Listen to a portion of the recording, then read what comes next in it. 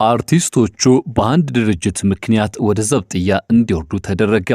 ያልታሰበውና ያልተገመተው ጉዳይ የኋላ ኋላ መዘዝ አምጥቷል።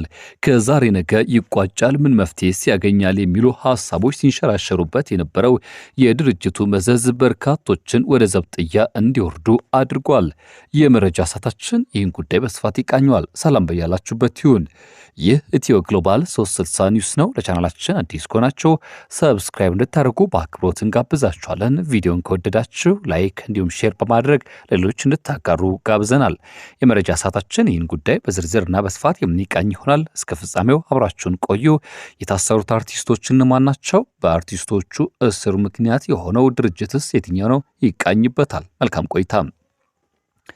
ዛሬ ምሽቱን የወጣ መረጃ እንዳረጋገጠው ከሆነ የፌዴራል ፖሊስ ሀገሪቱን እያነጋገረ ባለውና የበርካታ ዜጎችን ሀብት እንዳወደመ ሲነገርለት በነበረው ብሎም ደግሞ በርካታ ዝርፊያ እንዲፈጸም አድርጓል፣ በሕጋዊነት ስም ሕገወጥ ተግባር ፈጽመዋል በተባለው በፊንቴክስ ኢንቨስትመንት አማካይነት በፖሊስ ቁጥጥር ስር እንዲውሉ መደረጋቸው ተሰምቷል። የውስጥ አዋቂ ምንጮች እንዳረጋገጡት ከሆነ እነዚሁ አርቲስቶች ኤሌክትሪክ መኪና ሽያጭ ማጭበርበር ወንጀል የተጠረጠሩ ታዋቂ ግለሰቦች መሆናቸው ሰምተዋል። ድርጅቱ በርካታ ኢትዮጵያንን እንዳጭበረበረ ሲነገር እንደነበር ይታወቃል። በተለይም ደግሞ እነዚህን ኤሌክትሪክ መኪና ሽያጭ ማጭበርበር ወንጀል የተጠረጠሩት ታዋቂ አርቲስቶችና ማህበራዊ ሚዲያ ተጽዕኖ ፈጣሪዎች መሆናቸው ሲነገር እነዚህኑ ግለሰቦች በቁጥጥር ስር አውሎ ምርመራ እንደጀመረ ምንጮች አረጋግጠዋል። በዚህ መሰረትም አንጋፋ አርቲስትና የማስታወቂያ ባለሙያ ሰራዊት ፍቅሬ፣ አርቲስት ዳንኤል ተገኝ፣ አርቲስት ይገረም ደጀኔ፣ አርቲስት አብርሃም ግዛው እንዲሁም በቲክቶክና ማህበራዊ ሚዲያ ሰፊ ተከታታይ ያላቸው መንሱር ጀማርና ወንድም ካሊድ በቁጥጥር ስር ከዋሉ በኋላ እነዚሁ ምርመራና ማጣሪያ የተደረገባቸው ይገኛል ተብሏል።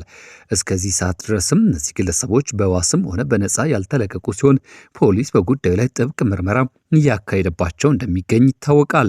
ከቀናት በፊት መንሱር ጀማልን በመንገድ ላይ በነበረበት እንቅስቃሴ እነዚህኑ ተጭበርብረናል የሚሉ ግለሰቦች ባለበት ሁኔታ እንዲቆም በማድረግ ድምፃቸውን ሲያሰሙ ተቃውሟቸውንም ሲገልጹ እንደነበር ይታወሳል።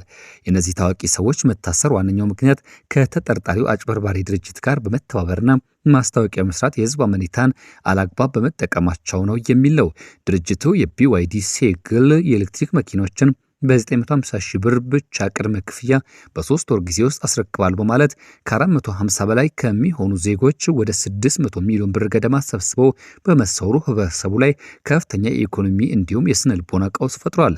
ታዲያ ዜጎች ገንዘባቸውን ያወጡት የድርጅቱ ህጋዊነት አረጋግጠው ሳይሆን በቴሌቪዥንና በማህበራዊ ሚዲያዎች የሚያውቋቸውና የሚያከብሯቸው እነዚህን አርቲስቶች አምነው በመሆኑ የተፈጸመው ማጭበርበር የሞራል ውድቀትም የከፋ አድርጎታል ሲሉ ምንጮች የተናገሩና እየገለጹ ይገኛሉ።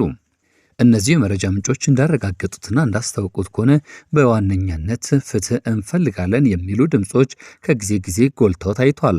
አሁን ላይ ጥሪታቸውን የተነጠቁና ለወራትም የተጉላሉ ደንበኞች ፍትህ ፍለጋና መፍትሄ በመሻት መንግስት መስሪያ ቤቶች ደጃፍ ሰልፍ ወጥተው አቤቱታቸውን በተደጋጋሚ ሲያሰሙ ነበር። እነዚህ አስደንጋጭ ክስተት የሚያሳየው በማስታወቂያ ዘርፍ ውስጥ ያለውን የህግ ተጠያቂነትና የታዋቂ ሰዎችን ኃላፊነት ነው።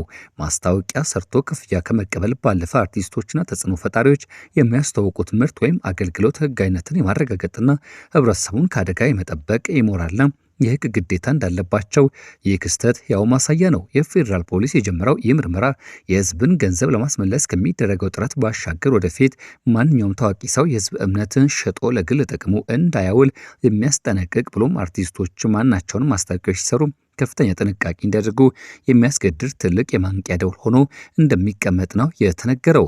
ይህ ጉዳይ ከመውጣቱ አስቀድሞ የድርጅቱ አካሄድ ያላማራት የቴሌቪዥን ፕሮግራም አቅራቢዋና እንደዚሁም ከዚህ ቀደም በሞዴሊንግና ፋሽን ዲዛይን ውስጥ የምትታወቀው ሉላ ገዙ ራሷን ማግለሏና ከድርጅቱ ጋር በተገናኘ ምንም አይነት ግንኙነት እንደማይኖራት ስትገልጽና ስታስታውቅ እንደነበር ይታወሳል። ይህ ብቻ አይደለም። ከድርጅቱ ጋር በተያያዘ በርካታ ሀሳቦች ሲነሱ እንደነበር የሚታወስ ሲሆን ከቀናት በፊትም የድርጅቱ በማስተዋወቅ ሂደቱ ተሳትፎ ነበራቸው የተባሉ እነዚሁ ግለሰቦች ግለሰቦች የባንክ አካውንታቸው እንዲታገድ ተደርጎ እንደነበር ዘገባዎች አስታውሱናል። በወቅቱም በርካታ አርቲስቶችና ታዋቂ ግለሰቦች በተለይም ከዚህ ድርጅት ጋር ግንኙነት አላቸው ተብለው የተጠረጠሩት ድርጅቱን ማስታወቅና ለሌሎችም እንዲታለሉ ምክንያት ሆኗል በሚል በቁጥጥር ስር ከመዋላቸው አስቀድሞ ፌዴራል ፖሊስ ከፍተኛ የተባለ ማጣራት ከመደረጉ በፊት ፍርድ ቤት ጉዳዩን ከተመለከተ በኋላ የነሱን የባንክ እንቅስቃሴ ማገዱ ይታወሳል። ከእግዱ በኋላ ግን ወዲያው እንደተነሳላቸው ዘገባዎች አስተዋሽና ጠቋሚ ሆነው እናገኛለን። ወደ ቤተሰቦቻችን የዛሬ መረጃችን ይህን ይመስላል። በሌላ መረጃ በድጋሚ እንገናኛለን። የዚህ አይነቱ ሂደትና ጉዞ ምን ይመስላል? በቀጣይ የአርቲስቶቹ የእስር ጉዳይ መቋጫው ምን አገኘ? ሌሎች ተያያዥ ጉዳዮችን ይዘን ወደ እናንተ የምንመለስ ይሆናል። እስከዚያ በያላችሁበት ጥሩ መልካም ጊዜን ስንመኝ